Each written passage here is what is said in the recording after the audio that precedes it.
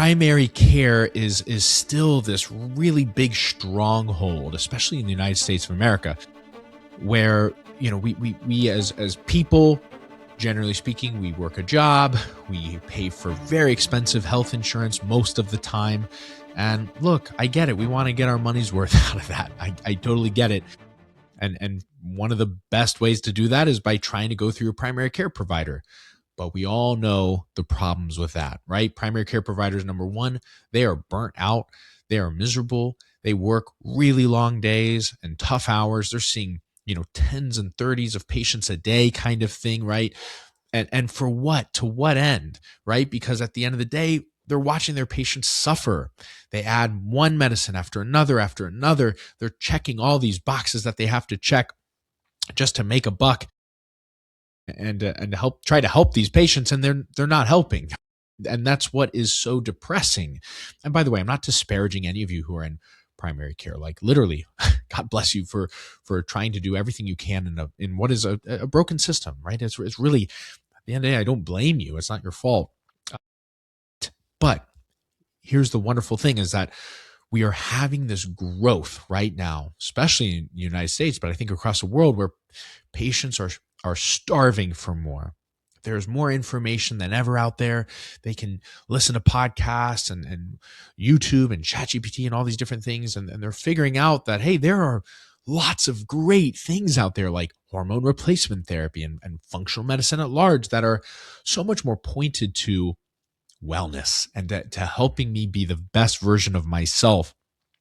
What am I doing in this primary care office? Now, what a lot of patients will do is of course, try to say, hey,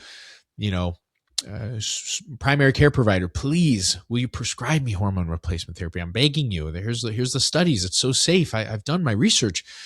And, primary care providers hem and haw about it. Either they don't want to do it because they're ignorant about the subject. Maybe they don't have the time. Maybe they think it's dangerous still, right? There's all these different reasons. And maybe even if they do want to do it, insurance is going to be a pain in the neck and they're not going to deal with it. Maybe even my own, medical establishment might frown upon me. Maybe my peers will frown upon me if I attempt to provide things like, functional medicine or HRT in a conventional primary care setting, right? So really depressing. So then these wise patients, they go out into the world and they seek other methods of care and they find direct primary care providers. And what a blessing again, because again, they can now pay for what is the best possible care, great outcomes, great communication. They have more than 15 minutes with their provider. They usually have 30 minutes to an hour, right? They're able to call and ask for, lots of different things. And that's great. But how can you compete?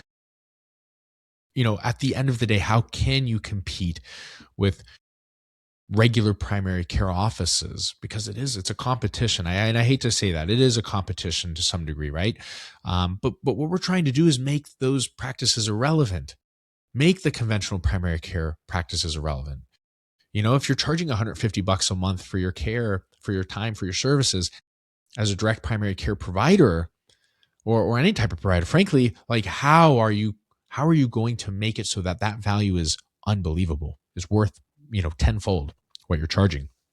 Well, I think the best way to do that is by offering novel solutions, excellent, safe, novel solutions to the biggest problems out there in America today, right? We've seen that with weight loss, with GLP-1s, and we've seen that with hormone replacement therapy. That's why these clinics are doing so well. My clinic itself, right?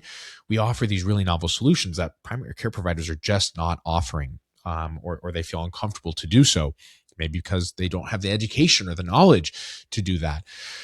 So, okay, we've got this great solution to the biggest burden in America, which is, chronic disease and chronic health, and the disparities that we see in conventional primary care. We've stripped those away. We've gone and established a direct primary care practice or something of that like. Fantastic.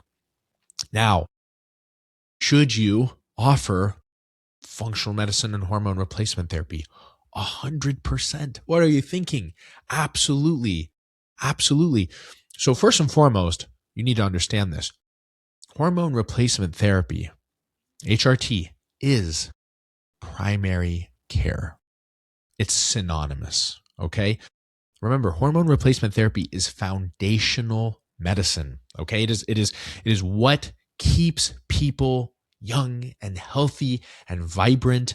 And we know this. We see this in the studies. It's very, very clear, right? If we provide hormone replacement therapy to men and women, not later, but as soon as they need it, that could be in their 20s, it could even be in their teens, right? But certainly, as they start feeling symptomatic, we need to be providing that to them. What an amazing thing to provide. So we know all these things. We know how absolutely insanely effective this can be. It is primary care, right? If we give people hormones, what happens? We decrease their metabolic disease rates. We improve their cardiovascular output. We improve their cognitive performance. We delay and or prevent practically all of the chronic diseases you can think of. Alzheimer's, dementia, strokes, heart attacks, right? Autoimmune diseases, osteoarthritis, like so many things. So many things.